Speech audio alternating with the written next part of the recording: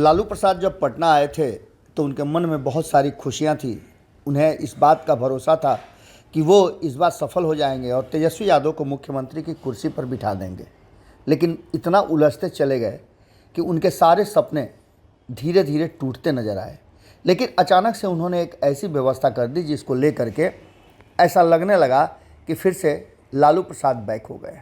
23 तारीख का वो वाकया याद रखिए, और उससे पहले तैयारियाँ सब में नीतीश कुमार के साथ तेजस्वी यादव मौजूद थे और देश भर में अलग अलग राज्यों में घूम करके विपक्ष को एकजुट करने का प्लान चल रहा था।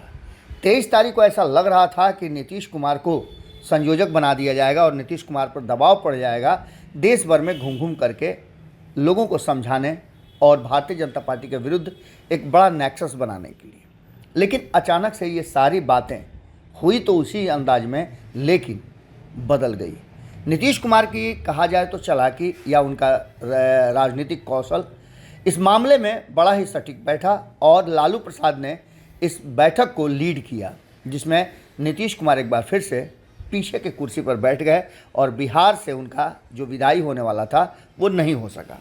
इन सारी बातों को लेकर के अब जबकि एक अलग तरह का माहौल बन गया है और इन सारी बातों में जब तथ्यों को सामने रखते हैं तो साफ नज़र आता है कि ये सरकार अब फाइनली सरेंडर वाली सरकार हो गई है। इससे पहले नीतीश कुमार ने भारतीय जनता पार्टी को सरेंडर कराया था।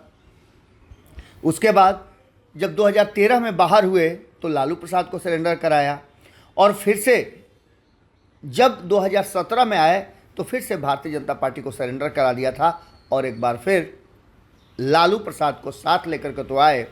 कई तरह के समझौते हुए थे, उन समझौतों में एक तरफा समझौते को मान करके आप ये कह सकते हैं कि नीतीश कुमार ने उस समझौते की शर्तों को नहीं पूरा करने के कारण कहीं ना कहीं राष्ट्रीय जनता दल और तेजस्वी यादव को उस लाइन से ही अलग कर दिया है जिसमें वो मुख्यमंत्री बनने की अर्हता रखते हों या बनाने की परिस्थितियां बनती हो।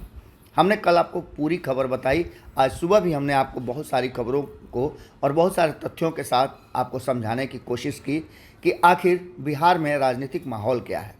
लेकिन इसके साथ साथ एक सबसे महत्वपूर्ण बात जो सामने आ रही है वो क्षणिक युद्ध विराम है या फिर तूफान से पहले वाली शांति है।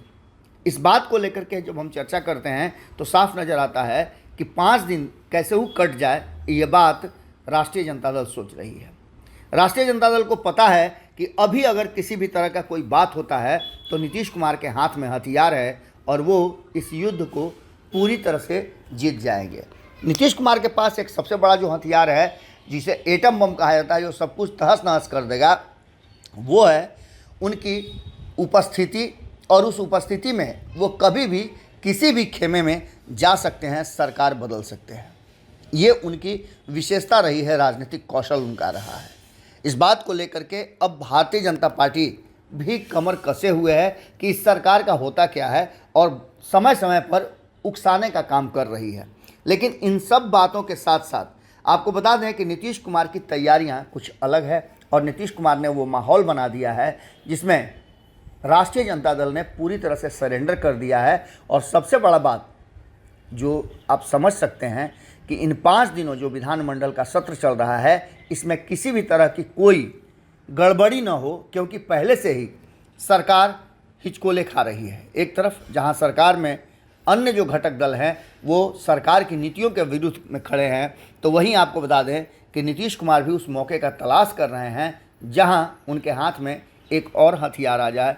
और ये पूरी तरह से अब फिक्स नज़र आ रहा है कि तेजस्वी यादव की सीएम कुर्सी तो गई ही, साथ साथ अब उनके पार्टी की तरफ से कोई भी दबाव नहीं बनाया जाएगा, जिसकी घोषणा खुद लालू प्रसाद और तेजस्वी यादव ने की है।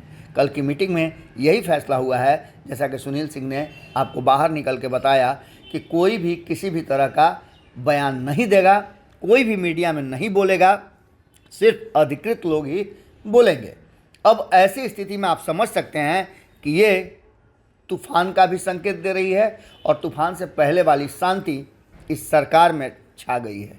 नीतीश कुमार को कुर्सी पर बने रहना है तो ऐसी स्थिति में राष्ट्रीय जनता दल को हमेशा इस जगह खड़ा करना होगा, इस तरह से चेकमेट करना होगा कि उसके पास मुख्यमंत्री की कुर्सी मांगने का कोई भी रास्ता बचा न रहे। जुड़े रहिए भारत लाइव के साथ। खबरों का सिलसिला लगातार जारी है। आज विधानमंडल में बहुत सारी बातें होनी है। हंगामा तो निश्चित रूप से होगा, क्योंकि उसकी तैयारी इस बार सत्ता पक्ष के ही नेताओं ने किया है। शिक्षा विभाग को लेकर के और शिक्षकों की बहाली को लेकर के लगातार हंगामा जारी है। उसी हंगामे की भेंट आज भी संभावना व्यक्त की जा रही है कि विधानमंडल की कार्रवाई चढ़ सकती है। उधर भारतीय जनता पार्टी जो मुख्य विपक्षी दल है, उसने भी अपनी तैयारियां कर रखी हैं। इसके साथ साथ हम पूरी नज़र बनाए हुए हैं क्या हो रहा है बिहार की राजनीतिक घटनाक्रम में। साथ ही आपसे आग्रह है कि यदि आप हमसे बात करना चाहते हैं, हमारे यहाँ आप आना चाहते हैं, अपनी बातों को रखना चाहते हैं, तो नीचे स्क्रॉल में हमारा नंबर चल रहा है, आप हमें व्हाट्सएप कर सकते हैं और उसके बाद हम आपको आमंत्रित करेंगे। बहुत बहुत धन्यवाद।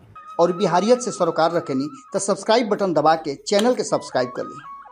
ओजे एगो घंटी बा, ओकरा बटन दबा देला से कुल सटीक और मारक खबर रुआ मुफ्त में मिल जाई। अगर रुआ पत्रकारिता के हमनी के नया प्रयोग में सहयोग कर चाहतानी तो ज्वाइन बटन दबा दी।